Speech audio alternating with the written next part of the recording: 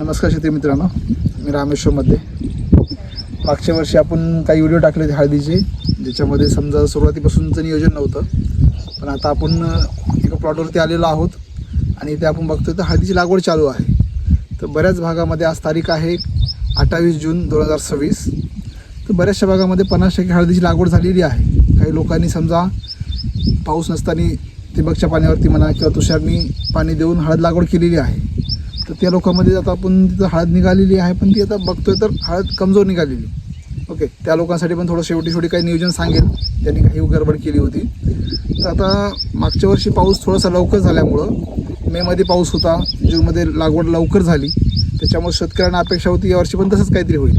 पण थोडासा हवामानामध्ये बदल आल्यामुळं आणि सुरुवातीपासूनच काही तज्ज्ञ सांगत होते की पाऊस यावर्षी उशिरा आहे आणि थोडासा कमी आहे. तर हळदीला मी तर म्हणेल पाणी कमीच लागतं. मागच्या वर्षी तर पाणी अति झालं होतं, बऱ्याच जागी सड दिसत होती, उत्पादनामध्ये खूप फरक पडलेला आहे मागच्या वर्षी. तर यावर्षी आपल्याला बघायचं की हळदीमध्ये नियोजन जे होणार आहे हे सुरुवातीपासून आपण व्हिडिओच्या माध्यमातून की असोत किंवा काही गोष्टी जे माझ्या संपर्कात आहेत बरेच शेतकरी महाराष्ट्रामधून, त्यांना मी फोनद्वारे पण गोष्टी सांगत जाईल.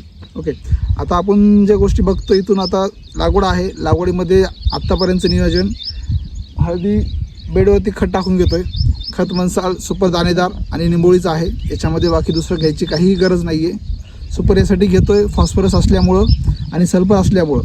फॉस्फरस काय करतं तर मुळी निघाल्यास मुळीसाठी चांगली मदत करते, तर ती मुळी वाढण्याचं काम फॉस्फरस करतं. आणि शूट पण म्हणतो आपण जे निघतो वरी, त्यासाठी पण ते काम करतं. दुसरी गोष्ट निंबोळी घेतो आहे. निंबोळीमध्ये याच्यासाठी घेतो आहे की जे काही समजा निमॅटोड वगैरे येतं, सुरकुत्रिमी येते, त्याचा अटॅक लवकर होऊ नये यासाठी आपण निंबोळी घेतो आहे. बाकी आताच तुम्हाला याच्यामध्ये दुसरं काही ॲड करण्याची गरज नाही, जसं की मायक्रोन्यूट्रिएंट असेल, युरिया असेल, नत्र असेल किंवा पोटॅश असेल. पोटॅश काही जमिनीमध्ये पहिल्यापासून फारसं असतं. तर यावर्षी खताचे भाव वाढलेले आहेत, त्याच्यामुळे शेतकऱ्यांनी थोडंसं होईल तेवढं चांगल्या कंपन्यांच्या मायक्रो ऑर्गॅनिझमकडे जाण्याचं गरज आहे. जसं की तुमचं PSB असेल, KSB असेल.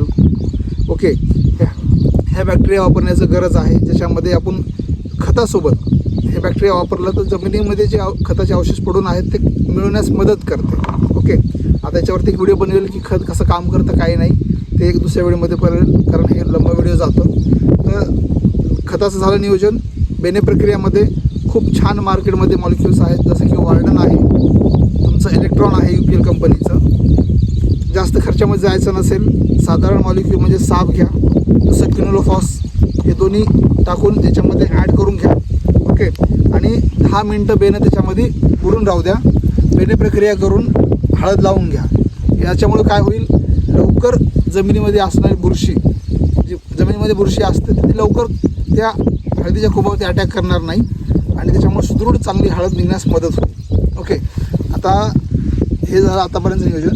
आता जे लोक हळद लावून झालेली आहे आणि काही जणांची हळद निघायला सुरुवात झालेली आहे, पण बघताय तर पानं करपलेली दिसत आहे, कडकडा करपलेले दिसत आहे, पानावरती चट्टे दिसत आहे. अशा लोकांनी फक्त एकच काम करावं की जास्त उन्हाच्या पाण्यात पाणी देऊ नये. काय होतं, वाफिशन होतं, वाफ तयार होते आणि ती वाफ झाल्यामुळं पानं भाजली जातं. त्याच्यामुळं होईल तेवढं उन्हाच्या पाण्यात पाणी देऊ नका. सकाळी किंवा सायंकाळी पाणी देत चला.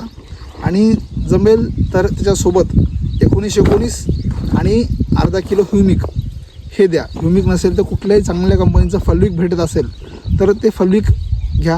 आपल्यापाशी एक फलविक आहे जे तुम्हाला मी व्हिडिओमध्ये दाखवेल.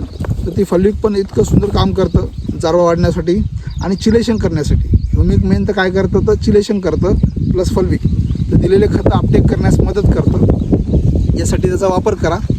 ओके, बाकीचं काही नियोजन असेल तर मी इथून पुढे आता प्रत्येक गोष्टी आपण नियोजन सांगत जाईल. धन्यवाद.